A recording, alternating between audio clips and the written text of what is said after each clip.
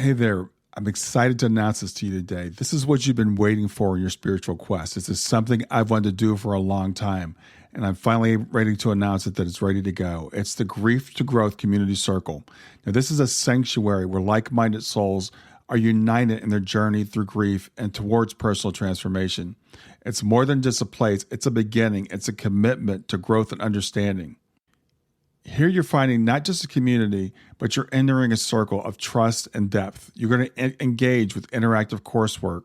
You'll dive into exclusive podcast episodes and partake in discussions that illuminate the path from mourning to empowerment. This is a realm where every question is honored and every individual's journey is validated.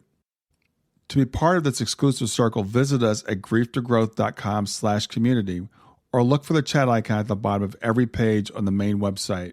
Remember that entry is a privilege because I want to ensure that every member is as dedicated and genuine as you are. You must apply to join, but the journey within is worth every step. So go ahead and join us today. Check it out, grieftogrowth.com/community, and I look forward to seeing you there. Hi there. Before we start, Brian would like to share a couple of things with you. First, did you know that Brian is a life coach, a grief guide, and a mental fitness trainer? Brian would love to help you with whatever life issues are challenging you. Brian has years of experience as well as training. You can contact Brian at www.grieftogrowth.com to learn more. Brian is the author of the best-selling book, Grief to Growth, Planted, Not Buried, which you can get on Amazon or Brian's website. This is a great book if you're in grief or to give to someone you know who is dealing with grief. Lastly, Brian creates free and paid resources for your growth. Go to www.grieftogrowth.com/gifts, www.grief2growth.com to sign up for his newsletter. Choose a gift just for signing up and keep up with what Brian is offering. And now, here's today's episode. Please enjoy. Hey everybody, this is Brian. I'm back with another episode of Grief to Growth. And today I've got with me Sally Hawk. And Sally has started a very interesting service for mediumship, which I think is very much needed. I've tried it out myself. It's awesome. So I can't wait to talk to you about it today. Sally is a medium and she's the founder of Very Soul. It's verysoul.com is the website where you can find this mediumship service. She started her corporate career as an actuary and a risk manager and eventually ran a series of large global financial businesses with complex risks. After she retired from corporate life, she refocused on giving back by mentoring teens working to overcome poverty and executives with strong pay-it-forward potential. She also started to research more about the spiritual experiences she'd been having and eventually realized that she was a medium. She began her formal training as an evidential medium in 2020, studying with some of the top experts in the world. And in early 2021, she received a series of detailed inspirations about a global platform needed to address the unique needs of mediums and their clients. So Very Soul started as a simple 20-person prototype in October of 2021 and has already grown to over 2,000 users in 31 countries.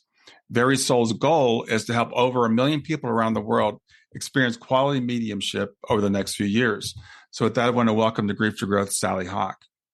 Hi, Brian. Thank you so much for having me. I'm really excited to talk to you today, Sally, about what you're doing and how you got to be doing what you're doing. It sounds like you had a pretty high-powered corporate career and you retired from that. What made you inspired to start something like Very Soul? You know, it's such a strange story how it all comes together. All these things that we do in our lives, even banking, how that plays into something like doing mediumship. The way Very Soul came to be was I was studying mediumship, and about a year into my studies, I was working with a teacher who was helping me do what we call deep blending. And deep blending is when we learn to really open ourselves up to the experience of spirit, and to blend very fully with that. Mm-hmm. And that resulted in me starting to have experiences beyond my mediumship sessions. So what was happening was I was, in bed, ready to go to sleep, and ping, something would come into my mind. And in particular, I remember it was February. I felt like I was being handed engineering packets. And I couldn't go to sleep until I would go write down copious notes about the things that were coming into my head. And at first, I didn't fully understand what was being asked of me, because it was just coming so frantically every night. And I have, notebooks full of this information. When I did start to understand the patterns and the trends and what was being asked, I thought, this is crazy. Are they really asking me to build a platform like this? Like, I just retired. I'm really enjoying my retirement. But when I started to share it with some of my friends who are also mediums and some of my friends who aren't mediums, everybody said it makes so much sense that they would be asking for this. And it makes really good sense that they would choose you to pass the information through. Interesting. So before you retired, and you said you started studying mediumship. This is after you retired, right? So what prompted you to start studying mediumship though? A bunch of things. I had having experiences throughout my life, but probably the biggest one about 17 years ago when I was still in banking and traveling all over the world and very busy with my corporate life. I had a relative, my husband's mother, passed in another country. And the night she passed, before anyone else knew she had passed, she visited my daughter, who was in bed with me that night. She visited my daughter to say goodbye. And I experienced that energy. Oh, wow. And it was visual for me. Like I could see her. I couldn't see a face. It was beautiful. I knew it was loving energy, and somehow I knew who she was and why she was there. She had a very tight bond with my daughter, and she came to say goodbye. Wow. And about a half hour after that happened, my husband called from, this was in Canada. They were living in Canada. My husband called and said, the hospital just called. My mother died unexpectedly during the night. And I said, I know. Oh, wow. Wow. That was, for me, the very beginning of really wanting to explore this deeply and understand what is that. And then I quickly came to understand from reading books and doing research that it's actually not an uncommon experience. That a lot of people have these kinds of experience, but nobody wants to talk about it. Yes, absolutely. I understand that after my daughter passed and we had a few experiences and started sharing them with people that we had known for 20 plus years, then suddenly they were like, oh yeah, well, I had something similar. So I understand when you're saying that people have these experiences, but they don't typically share them. Yeah. Yeah. And then you go through your own reckoning process with it, right? Because your logical mind wants to say, did I make that up? Did I dream that? Was that real? Right. But know in your gut that was real. And then all the evidence says that was real. I mean, for me to have that experience 30 minutes before the hospital called. Yeah. And she was not expected to pass. She was, she was fine. She was in for a routine procedure. So I knew it was real. So you knew it was real. Okay. Yeah. And then you retired, I assume, much after that. But when you retired, apparently you started getting some nudging to start studying mediumship.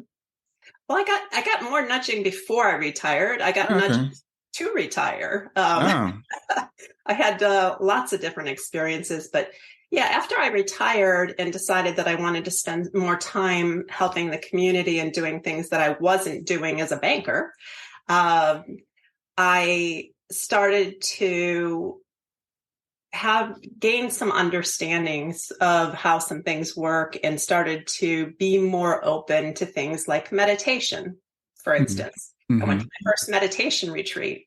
And in that process, I had some pretty profound experiences in just my first weekend, even though in the first 3 hours of it, I couldn't sit still. I couldn't stop, my monkey mind kept going. But by the end of the weekend, I was seeing things completely differently. So it was gradual. And then from time to time, I would have other experiences with spirits in different ways, either coming directly to me or coming to me through a medium to get to somebody else. And I had some pretty significant experiences like that. So, it it all just kept kind of snowballing. Mhm. Right. So you started studying mediumship. It sounds like with some pretty high level mediums, I guess, for lack of a better word. And did it come to you right away, the ability to connect to people on the other side? It took me about 3 months to be able to make what I would call a purposeful connection. Okay. I firmly believe that we all have accidental connections, where we're not trying, but for one reason or another, somebody, reaches through. Mm-hmm. And that will often feel to us like intuition, or it'll feel like, I feel compelled to do this and I'm not sure why. Mm-hmm. Those are kind of our accidental experiences, but it took me about 3 months of training to have my first purposeful experience. And then, then it's just a matter of how quickly can you kind of relax into it. So for somebody like me, I'm pretty type A. It's hard for me to relax into it. It's hard for me to not want to overachieve on something that you just cannot overachieve on. And you just have to really be one and let it happen. Mm-hmm. So then you started getting these downloads, I think, as you called them, these inspirations. You call them packets. So was it like start a website, or what were the packets like? Some of it was what I would call like mission statements. Some of it was, the parameters, kind of the guidelines, the boundaries. So things like, build no barriers, keep it agnostic, things like that. Some of it was very, very detailed in terms of the engineering of how things should work, how people would access the site, how people could get matched to a medium. So for instance, in the medium matching process that'll be coming out in our new system, I was asked to install a random number generator in certain parts of that matching process. Oh, wow. That allows for influence from spirit to help make sure people get matched to the best instrument for them. Mm-hmm. Interesting. Yeah, very interesting. Yeah, oh, sorry. No, go ahead. Oh, I was just going to say it's kind of I think one of the most misunderstood things for people who enjoy mediumship but don't do mediumship is, I think we're all looking for who is the medium, who is the one who can connect me to my loved one. Right.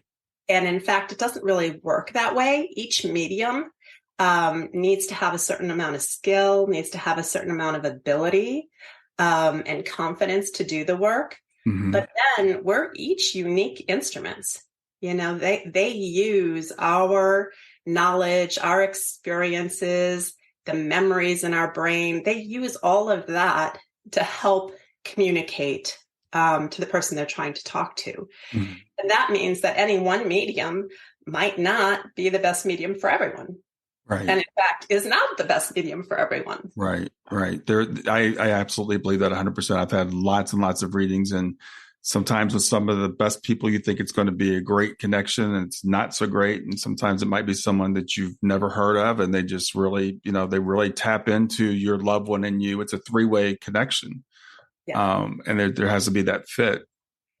Absolutely. And it's hard for us to logically get to that fit. So what I tell clients when they're struggling, they may go to somebody who they've been referred to by so-and-so, or they've been referred to by 5 people. And then that mediumship session doesn't go as well as they'd like. I tell them, don't try so hard. Look at the pick list of choices, find a group of mediums, you can trust, mm-hmm. Pick list of choices and see who you're drawn to. Mm-hmm. Where does your intuition take you? Because that's when you're allowing them to help you make a good choice. Yes, that's exactly what I say, because people ask me all the time because of what I do, can you recommend a medium to me? And of course, I know lots and lots of mediums. And they're like, well, which one's the best one for me? And I can't tell you that, which one's the best medium. I can't tell you that either. It's like, I'll give them a list and say, just who are you drawn to? What does your intuition tell you? Yeah, which I know from having been on the other side of that, when I was looking for mediums to mm-hmm. have the experience, that can feel frustrating because You know, sometimes it's expensive. Sometimes Yes. it's a long wait list. Yes. And you don't know who to trust, and you don't know who's even qualified. You don't know who's a real medium and who's a pretend medium. Right. There's a lot to navigate there, and especially when it feels really important because of who you're trying to get in contact with. You don't want to go through the ringer on this. You don't want to have to try 20 times, Yeah. because every time it doesn't work, you then start to question, are they really there? Yes, absolutely. And I understand that almost desperation to get it right and to know this the right person. But as I said, I've also seen people spend a lot of money and wait for many months for a particular medium because they've been told that that person is like the best person, and then they get really disappointed when it doesn't work out. Yeah. It's disappointing for the client, but it's also disappointing for the mediums. Sure. The mediums know they are not the best instrument for every client and for every spirit. They know that. Right. But they generally have a high intention to serve well. Mm-hmm. You Yeah. know, so it serves everyone the best if that matching process can be done in a way that allows for intention. Yeah, absolutely.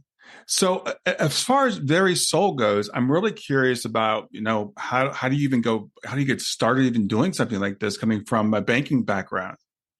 Yeah. So just to give you kind of the range of things in my background that I think are playing into why I was chosen to do this. And I learn a little bit more about this every day as we hit barriers or new issues and we have to solve them. And I think, oh, that's why I had that. Yeah. That's how this thing comes into play. Couple things. One, my work in actuarial work and, heavy mathematics of risk management is all about complexity and dealing with not just the complexity of numbers and systems, but also the complexities of human behavior. Because when you're trying to manage a portfolio of any kind of risk, take a stock market portfolio, for instance, right? You need to know what kind of fear will drive certain activities in the market. You need to know. So you're not just looking at things from a numerical standpoint. You're looking at things from a human standpoint at the same time. Another aspect of my background that's proven to be really important and actually kind of insanely important. I worked for GE mid-career. And one of the things that I did with GE was I helped them start what's called their Six Sigma program. It's an engineering program that helps to reduce waste and to help make things streamline processes and make them work more smoothly. And in that work, I discovered not just how to make things super efficient, which is part of what Very Soul does. It's taking a very inefficient process of how mediums develop, how they practice, and then how they deliver their service to clients and how clients find those mediums. Taking a very inefficient process and making it efficient. But it also gets to a really important point about root cause analysis. So in Six Sigma, you're trying not to solve at a symptomatic level. So let's say there might be an issue. Everybody knows what the outcome of the issue is. For instance, one of my projects at GE was to look at why are we not able to hire top executives?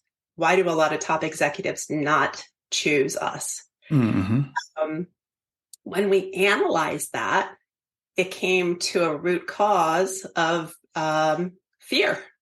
It wasn't fear on their part. It was the fear of the people who were part of that recruiting process. So what was happening was we were interviewing these executives, we were putting them through 20, 25 different interviews. And after a while, if you're an executive, you think, well, that's bureaucratic. I don't want to be part of that. Right. Exactly. But it was the fear. Nobody wanted to let go of the possibility in the hierarchy that they might not have touched that client. So things like that. So it's the engineering is the streamlining, but it's also understanding that fear and why people might behave in ways that aren't necessarily to their best interests. Yeah. Well, you've done a fantastic job with that. I'm curious, How do you go about finding your mediums? How do you go about qualifying them? What's that process like? Yeah. So first of all, the platform does a couple of things. It helps mediums practice with other mediums, which is the first stage of mediumship. Most people don't know this. They never hear about this part of the process. Mediums take classes, they study, but then they have to do hundreds and thousands of practices just to refine their skills. Because at the very beginning, like I told you that I had my first purposeful connection 3 months in, that doesn't mean that I interpreted all the information correctly. Because what happens is at the very beginning as a medium, you get sensations, you get information, but your mind can interfere. So for instance, if I get balloon, my mind might layer in red balloon, and that makes it wrong. So you have to learn to kind of differentiate and separate what's them and what's me. And you do that through practices. So we welcome any mediums who can make a purposeful connection to join our platform. And they are kept in that practice zone. And through their practices, after every practice, they are reviewed by their partner. And after their reviews show that they're ready, so they'll do hundreds of those practices. Once the reviews start to show compelling results, then we invite them to the next level, which is a select client base. And I say select because they've been selected to be people who aren't in high need, people who we really can't hurt if we get it wrong. Okay. They're kind of like our practice clients. Once the mediums have compelling results with the practice clients, then they can move on to what we call the outreach clients.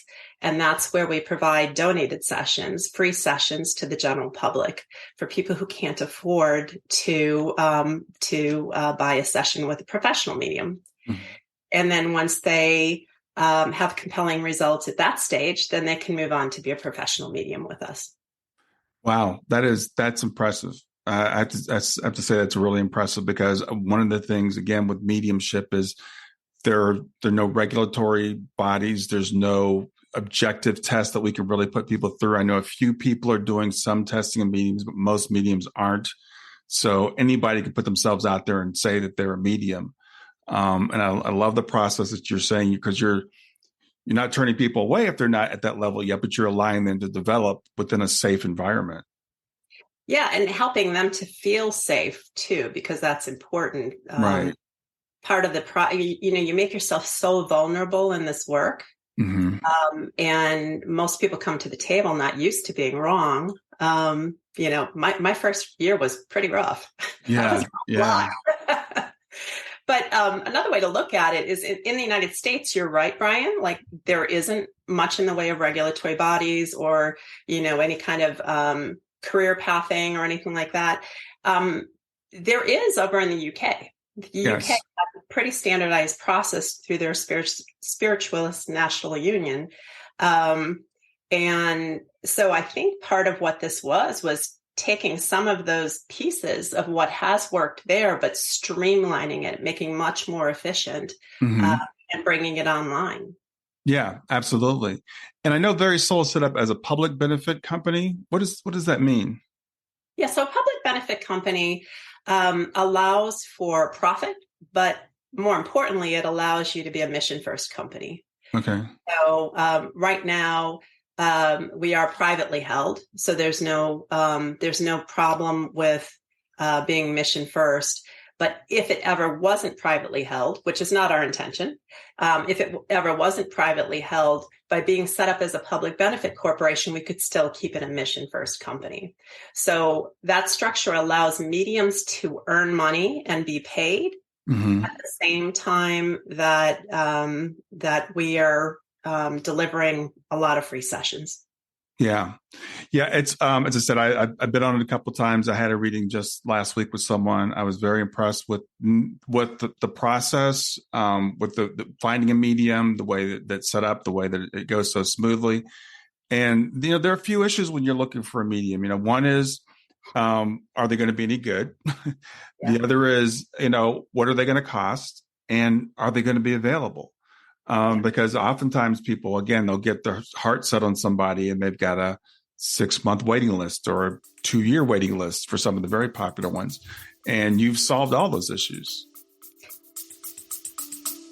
Stay with us. We'll be right back. Hey there, something I want to tell you about today. My podcast platform, Buzzsprout, has recently made it easier for me to allow you to support me financially. Go to www.grieftogrowth.com/subscribe. That's growth2growth.com/subscribe. And once you're there, you can sign up to support me financially. Now, you can do it for as little as $3 a month or, of course, as much as you'd like. If you do that, you'll get access to bonus episodes, and you'll see those in the regular feed. They'll have a lock on them. But when you become a subscriber, you'll actually get access to your own private feed, and you'll be able to listen to the regular podcast along with the bonus podcast for the subscribers. I want to thank you for listening. I want to thank you for sharing the podcast. And I want to thank those of you who support me financially. Have a great day, and on to the episode.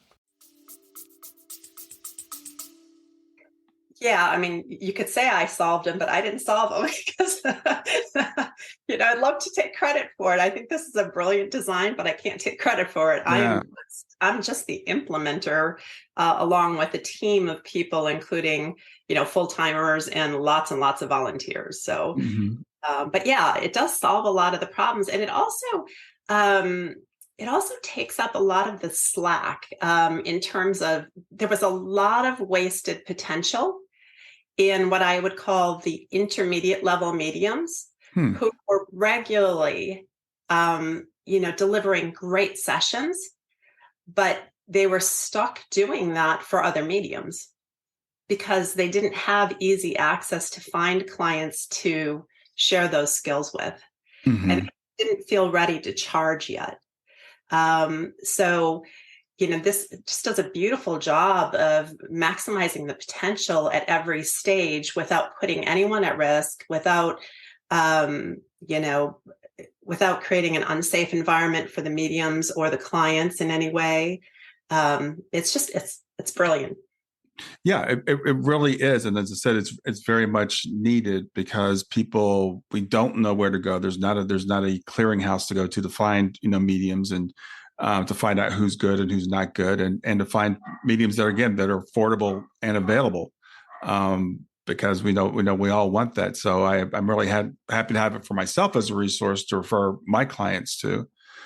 So how's it been so far in terms of recruiting mediums? Are you getting the number of people that you need?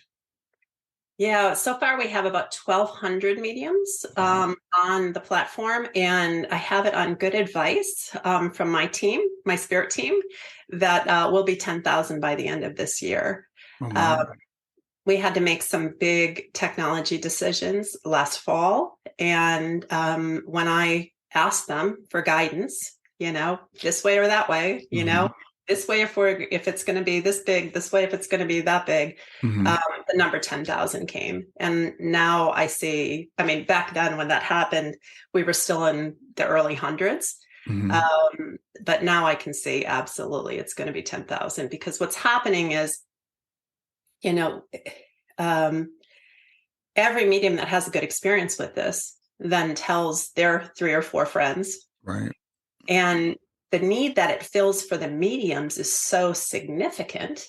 They really, they're in this work to serve. They don't necessarily want to be sending Zoom links and spending time on their email, making appointments and, trying to find clients and marketing themselves. Most of them are very uncomfortable marketing themselves. Right.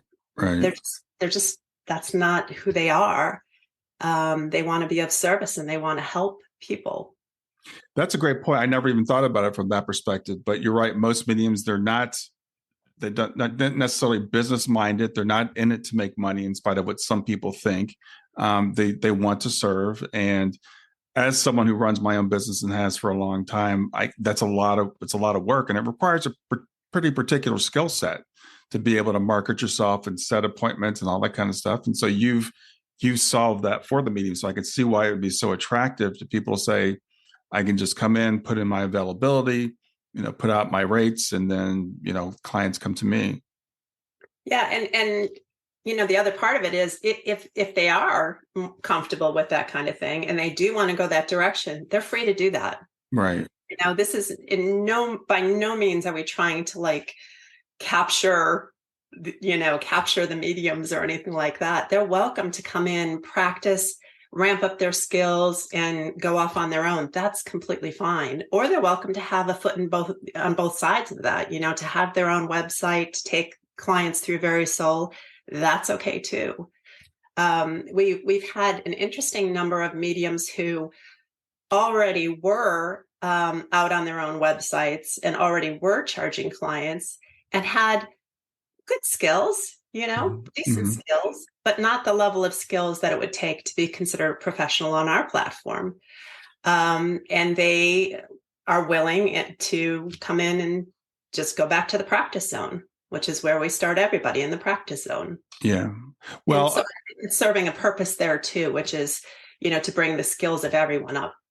It does. And I've been a test sitter for other people. And, it's interesting. Sometimes people think they're better than they are. I don't know of a polite way to say that. And you get them in a test situation and they're just not up to standard. So having this more objective standard that you're able to offer people and to bring them along if that's what they need to do, is, I think, great. And also gives people confidence. If I come to your site and I pay for a reading, it's going to be someone who at least has shown some level of proficiency. Yes. And I think that goes both ways, Brian. I mean, I think there are some mediums who think they're further along than they are in terms of developing their skills. But I think there's a lot more mediums who are actually on the other side of that, who don't have as much confidence in their skills as they should have. True. And so you end up with this kind of out of balance model. And so I think Very Soul is really about, let's get that in balance. Let's help people have a good balance. I talk to the mediums about having a good balance between confidence and humility. Right.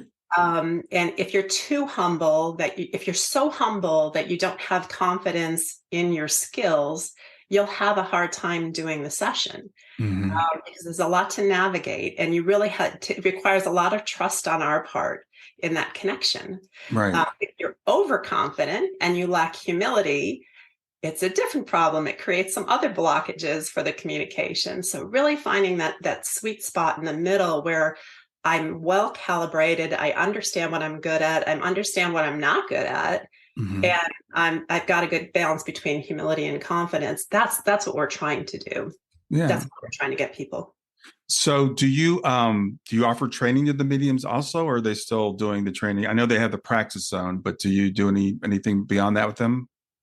Yeah, so we don't specifically do training. There's really great training all over the world with some very talented teachers who have invested a lot of time and who are, just so good at what they do. So Very Soul really is intended to support the whole ecosystem of mediumship.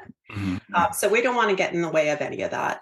But what we do is we help the mediums know about training that's available. And we've actually got some things in the works right now that we haven't published yet about doing that, but it's going to help mediums find teachers that are a good fit for them a little bit easier and faster.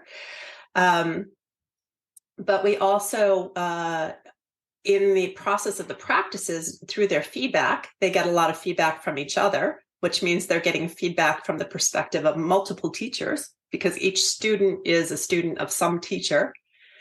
They're also getting feedback from a diverse range of perspectives just in life, right?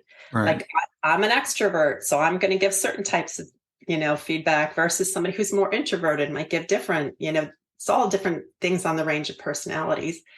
They get that, but also we have some, what we call coaching sessions.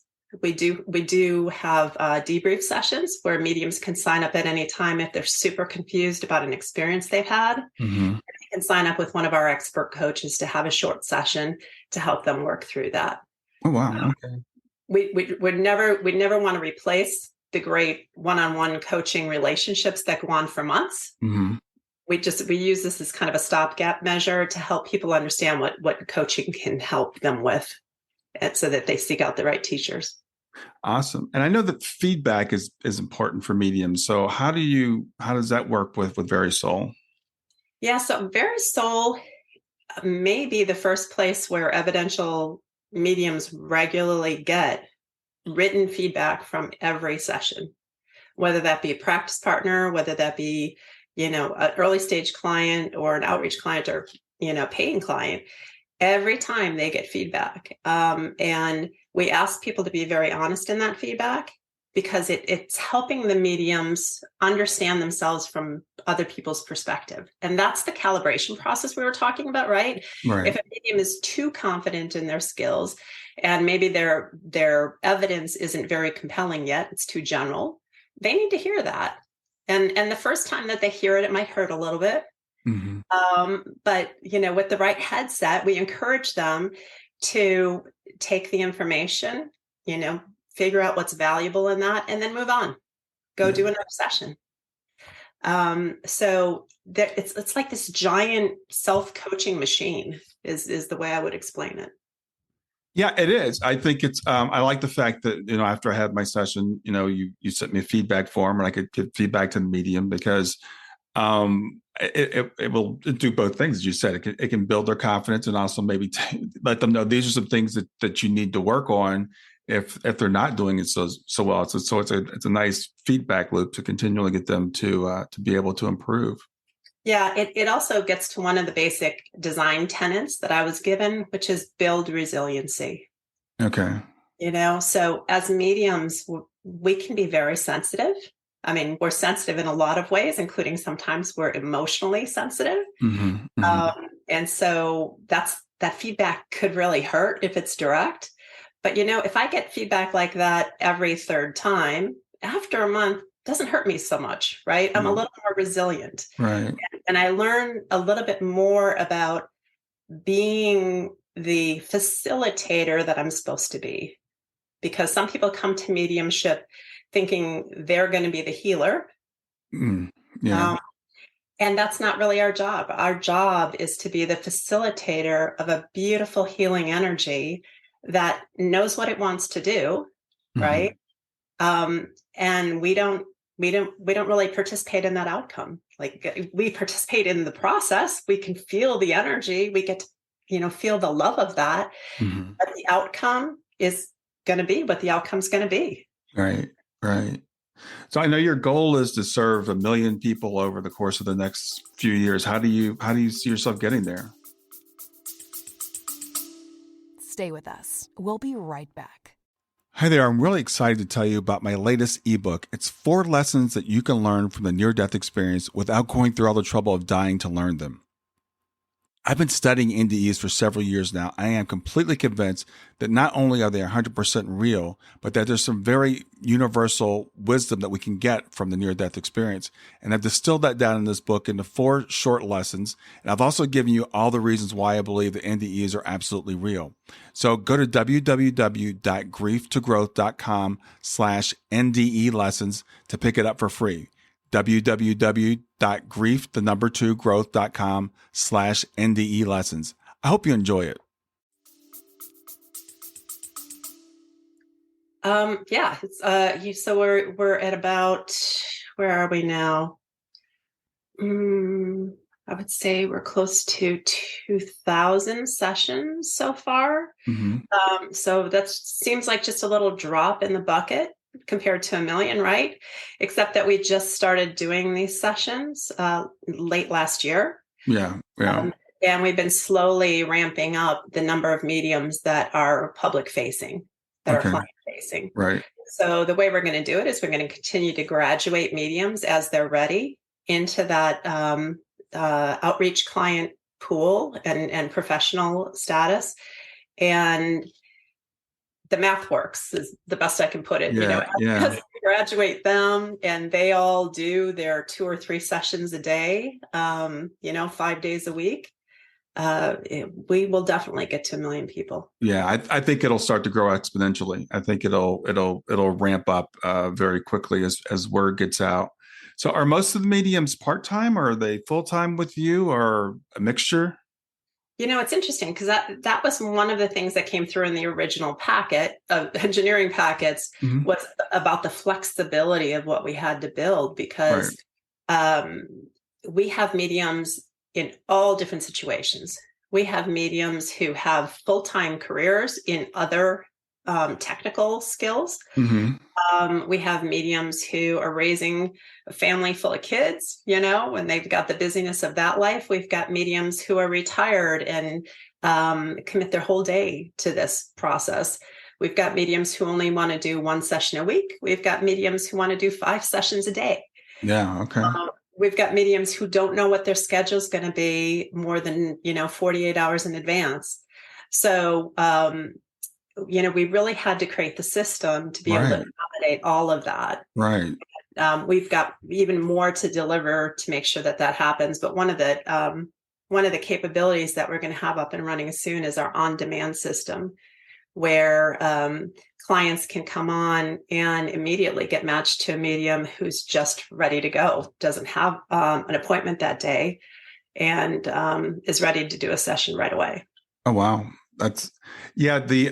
I'm an engineer, so I'm fascinated with the background, with the behind the scenes, because I know, having that scheduling flexibility, and I can imagine. I know how mediums are. So some of them, as you said, I know one. She was a full-time hairdresser. She just does mediumship on the side. Other people, they want to do mediumship full-time, and people have, So it's nice that you're giving the mediums that flexibility, as well as, again, the clients, because that can be a big issue when people are looking for a medium. A lot of them are getting booked up now. I mean, it's not just the celebrity ones; it's some of the other ones too. And when people feel like they want a reading, they don't want to necessarily wait 2 or 3 or 4 months. Yeah, there's a misperception that there's a few mediums. Yeah. Yeah. It started with the celebrity mediums. You're right. It's gotten broader, but still there's a misperception of how few mediums there are. There's actually a lot of really good mediums out there, a lot of them. Mm-hmm. Just clients don't know how to find them. Right. Right. So are you doing any advertising at all, or is this all growing organically at this point? We haven't started doing a lot of advertising yet. We haven't needed to because, Mm-hmm. At the beginning, we didn't have any problems recruiting the first rounds of mediums. Mm-hmm. Up until December of last year, we were pretty much working behind the scenes and not out to the public yet. Right. I just started doing some podcasts like this to start getting the word out. Interestingly enough, though, about a year ago, actually it was over a year ago, they gave me the first commercial. So we already had a commercial before we even wanted to advertise. Yeah. That commercial is still sitting and is still highly applicable. It's just, we haven't played it anywhere yet. Yeah. And there's also other marketing pieces that they gave me that are ready to go. And we don't quite have the capacity to handle what it could create yet. So we're opening slowly. Yeah. So I have to ask you, how can you offer so much for free? I mean, for as little as you are, how are you able to do this? Yeah. So along with the engineering plans, believe it or not, came some funding. And, I can't get into a lot of details on the funding, Mm-hmm. but with that funding also came a promise of, don't worry, there's going to be plenty. Awesome. And given how compelling the rest of this is, all of my experiences with spirit and, the engineering and how this business plan, how everything just made sense. We're just keep going and we just keep trusting. Yeah. Well, I have no doubt. As I said, I've been working kind of in this business for about 4 years now, working with mediums for longer than that, probably 6 or 7 years. And again, I see the gaps, the problems, availability, affordability. How do I know the medium's any good? People, they put everything into this, they get a reading schedule for 6 months out or something, and they paid $500 or $800, and then they get disappointed.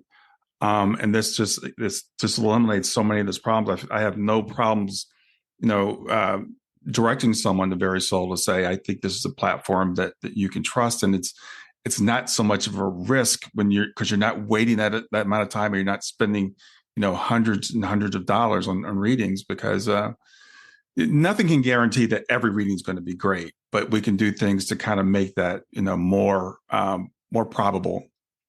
Right. So, a couple of things aligned to that. One, through the feedback, we can see if there's problems, Mm-hmm. So we can see if there's a trend of problems, for instance. Right. Just knowing as a client that somebody's watching that, I think should help give people confidence. Exactly. Two, the prices that we charge, that our mediums charge, are pretty reasonable. Mm-hmm. Now, they pick their own prices, and 100% of that pay goes directly to them. So we have no vested interest in whether somebody gets a paying session or whether it's a donated session.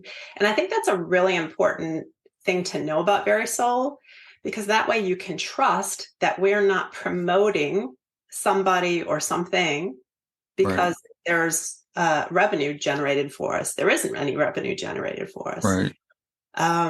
So I think being able to trust the platform, trust the vetting process, and just know that somebody has taken the time, that together we've taken the time to ensure that we have credible providers. Right. Exactly. And if something doesn't go right, we'll figure that out. We'll figure that out together.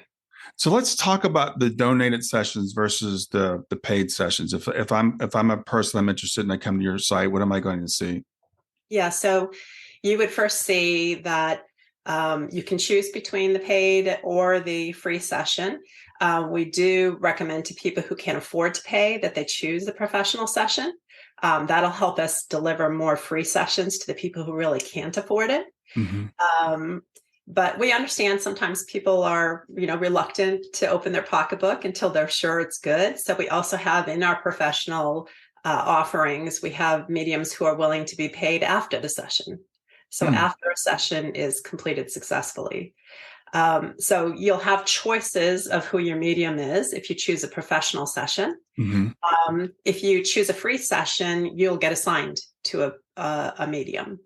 The mediums who are doing the donated session, there's a mix of mediums. So some of those mediums are a little bit earlier in their development. They still have very, very good skills. They're just not at the stage yet where they're charging. Right. If you choose a paid session, obviously they've all been approved for charging. Yeah, that's great, because it offers, again, when I looked at the prices just the other day, the prices are very reasonable. So it's not that much of a risk for people that are new to mediumship, who might not be confident in it. I think they can come here, and again, it's not such a big risk to take. And so currently what it is so if I do for a session, I'm going to be scheduled for some time in the future. So I pick a time that the meeting's available. Is that correct? That's right. That's right. You pick a time that's convenient for you. They've already said that time is convenient for them. And then you're both sent an email with a Zoom link. Okay. And I know you mentioned earlier you're working on even an on-demand system, which would be really awesome. Yeah, we call it our little Uber of mediums, right? Yeah. Call a taxi driver. We want you to be able to, connect with a medium. Yeah, like I said, I am. I think this is so cool. I'm really glad to have you on today to talk about it. I've experienced it a little bit, a couple of times as you've been going through the beta. I had a session last week. It was awesome. She was really good. And it goes so smoothly. It was so easy to set up the appointment. She was on time and everything. Did it by Zoom, so I could do it just from my house. So I'm very impressed with the way things are going so far. Thank you. Yeah, it's it's been interesting, Brian, that as somebody who's run large complex businesses and as a risk manager, I'm always looking for what could go wrong next. Mm-hmm. Constantly, on the lookout for that. And I'm used to, in the corporate world, having more things go wrong. And frankly, this has been pretty smooth. Mhm. I'm not saying there aren't, challenges along the way that we have to address, but I continue to be surprised by how brilliant this plan is, how well it serves everybody, Yeah. not just the clients, not just the mediums, but it's helping serve the teachers who get more opportunities from this. And it's just. Yeah, I really, well, I hadn't thought about it from the medium's perspective until, you mentioned it, but I could see it actually, growing the mediumship community as people find that, yes, I can train, I can come into this platform. I can do it again, low risk. It doesn't have to be a full-time thing. I don't have to develop my own website. I've built a couple of websites for people that are mediums, and they're trying to figure out how do I get my name out there? Do I do spiritual fairs, or what? And this is a great way. It reminds me of, I use Fiverr all the time to hire people to work on my business. It's a great way to bring people together. So to bring the mediums to a place where I can go, I can trust that this person is legitimate. I can trust Very Soul, because you've talked about how this works. And from the medium's perspective, it just makes their lives, I think, it's going to be a lot easier as well. So congratulations. I think you're doing a fantastic job. Thank you. Thank you. It also helps make sure that we retain mediums, because that's the one thing, like in a corporate world, you come from a corporate world, so you know this, right? Like Mm-hmm. you watch your retention numbers. You don't want to spend all the time and money to bring talent in to only have them leave 3 or 4 months later. Right. If people have these skills and have an interest in these skills, we want them to be successful with it. Mm-hmm. We want to make it as easy for them as possible, because the potential benefit of these skills is so enormous for the things that we're up against in our world, for the suffering that people experience. I frankly, and my husband and I have this conversation regularly, cannot think of a more important thing that we could be doing for the world than bringing these kinds of skills to greater use and to bigger fruition.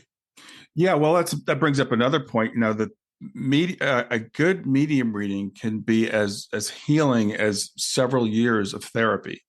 If people have a great medium reading, this is it's been proven by people who have done studies. They've taken people through therapy, and they've also had them do medium readings, and they'll say that the medium, I feel like they connected with my soul. The therapist connected with my head, but they connected with my soul, and knowing that our loved ones are still here and still caring is such a healing thing. And mediumship is one of the primary ways of doing that. And again, we talked about several times all the problems and all the risks that we have here in the US because it's not regulated, because we don't know how well trained they are. We don't know if I tell people there are great mediums, there are good mediums, there are bad mediums, and there are frauds. Yeah. They all exist, just like in any other profession. So it makes sense to be cautious and to try to mitigate our risks as much as we can when we're going out to look for a medium. I always tell people, get referrals. Don't just, like, we don't have yellow pages anymore, but just don't go, look up a medium in your neighborhood, ask someone, And the thing about Very Soul is you are a referral service. You're actually vetting these people before you put them on your website. Yeah, and we're vetting them in a way that is more representative of what you will experience. Right. So, for instance, we could put them through a test. Right. Some people do tests. The problem with the test is that if I'm a nervous test taker, I might not do well on the test. Right. Right. And because in fact, the thing that's worst for mediumship is being nervous. Like it shuts you down. Yes. Do mediumship well, you have to be open and relaxed and comfortable and confident. And so we didn't want to do tests. We certainly don't want one person judging somebody's skills. We want to see, like, in the diverse population, how does this person perform? And we want them to do it on their schedule. That is a really good point too. And I do want to stick with that for just a moment, because I've done testing, of mediums. And as you said, the medium gets very nervous. It's a very unnatural environment because, they know they're being judged, and it's a, yes, no type thing. And it's really hard to design a great mediumship test because it's more of a feeling. I mean, there does have to be evidence as well, but it's like, how did you make the client feel? Did they feel like there was a connection? Did they get healing from it? That's the most important thing. So I like the fact that your environment is much more organic as people are going through this process. Yeah, and it's not to say that the testing environments are bad. They're No, not. no. But before I became a medium, I bought sessions with mediums who had those credentials, and they weren't always stellar readings, for lots of the reasons that we already discussed. Yeah. Right. So, Well, and I didn't mean to knock the testing environments at all, because again, it's something that's not easy to test. yeah, It's very hard. more of a feeling. It's that human connection that you make with a medium. Yeah. And so there's always this debate in mediumship, like, well, is it about the message or is it about the evidence? And it's both. Yeah. But what's interesting is, it when you see it. I get to see thousands and thousands of reviews, and you can tell the difference between what I would call a arm's length reading, where I may have given you some important evidence, but I didn't feel like I was a part of it. Right. Versus when the evidence has a depth, has a tenor, has an emotion that you can connect to, and you just know that that's your person. It's pretty clear in the reviews, and it's pretty compelling. And I'm proud to say that our mediums who are doing the outreach and professional work, like the things people are saying in those reviews about how life-changing it is for them, it's phenomenal. Yeah. It's phenomenal. Yeah. Let me go back to one thing, Brian, because this is important. It just reminds me of one of my early experiences. Mm-hmm. I remember when I was first coming into my intermediate level mediumship, and one of my coaches said I needed to get out of my head more. I'm a very analytic person, and she could tell that I was holding myself back. And she said, you just need to get out and start working with some clients. And she didn't mean that to be frivolous. She meant you've got the skills. Mm-hmm. You need to get out of the practice environment because you're over analyzing it. You just need to go feel it. Mm-hmm. And so I did. I reached out to some friends and I said, who knows somebody who wants a reading? Like, I'm still early, don't have high expectations, but Right. anyone volunteer, I would take this. I take the time with them. And one of the first people that I read for was a young man, kind of been more than 22. And I didn't feel like the session was technically that good. I knew that we were making connection, and I could tell from his reactions that he was pretty in awe of what was happening. Mm-hmm. That was helping him connect to a father figure. He had never had a father, and but this guy was a father figure to him. Had passed 20 years earlier. So I don't know, maybe this guy, he must have been more like 30 or something. Anyways, but he filled out a form for me afterwards, and he said, life changing. I never thought I would hear from him again. I'm so glad God put you in my path. Like, he just went on and on. Mm-hmm. And this was a young man who was generally consumed by things that are not of a spiritual nature. Right. And I thought to myself, who am I to judge what we just experienced together? I was sitting there judging my performance, call it. I don't mean performance and faking it, but I mean no, I understand. Yeah. Did I do it, to the book the right way, where all of my skills work the right way? I was judging it from that perspective instead of just letting it happen. Right. And Well, that's the art to it, as opposed to that. There's the technical stuff, and I've worked with mediums, and I have friends that are training as mediums, and I know some of the teachers and the way they're like drill sergeants. It's got to be this way, and it's got to be that way, and you can't say this, and you can't do that. And I'm like, no, I don't. It's organic. It's making that connection. And the readings I really remember or when I felt like I connected with the medium and the medium connected with my loved one. And the evidence is really, really cool, but it's more of that. It's a feeling that you get when you have that reading that, you just know that your loved one was there.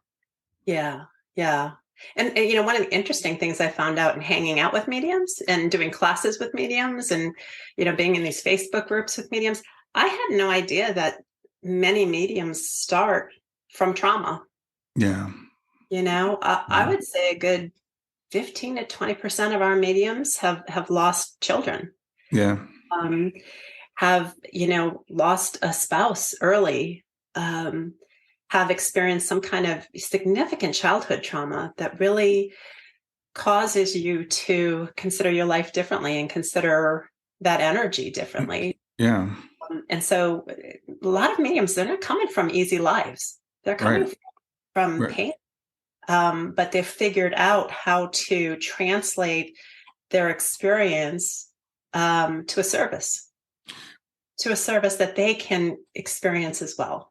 I can only speak of my own experience. I've known lots of mediums. Of course, there's some in it to make money, and there's some I know some that are celebrity mediums, but everyone I know is in it for service. They may be making money, but they're in it because they want to serve. They want to provide that healing. They want to provide that connection. It's a very sacred calling. It's I believe it's a calling. I mean, some people argue that anybody can train to be a medium. I don't know whether that's true or not, but there are people that feel like this is what I'm here to do, and they're going to do it whether they get paid or not.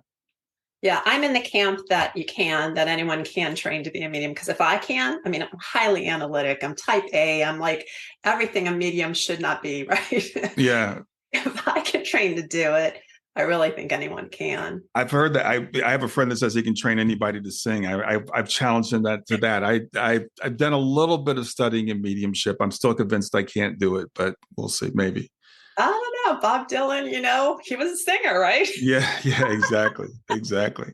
Sally, thanks for being here today. Thanks for telling it. So it's verysoul.com. So it's a very, very easy website to remember. VRYSOUL.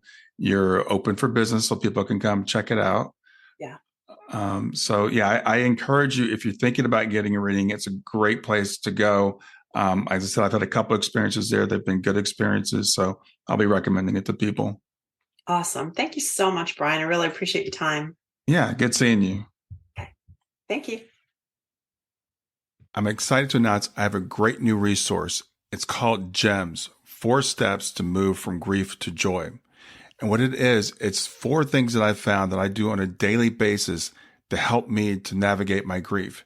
And I'm offering it to you free of charge. It's a free download.